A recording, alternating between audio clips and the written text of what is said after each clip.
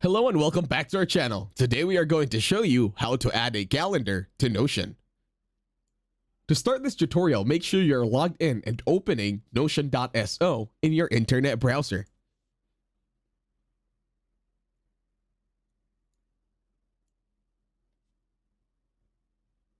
Once you are logged in and has opened Notion.so, these are the few settings or tweaks that you will need to do.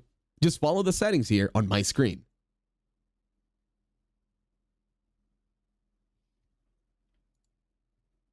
In here, in the channels, you're going to click on plus new page.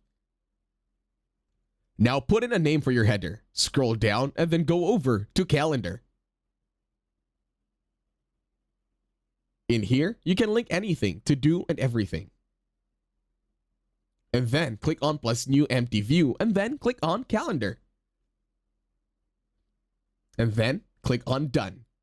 And that's it. Thank you very much for watching this video. Please leave a like, share, and while you're at it, subscribe to the channel and might as well leave a comment.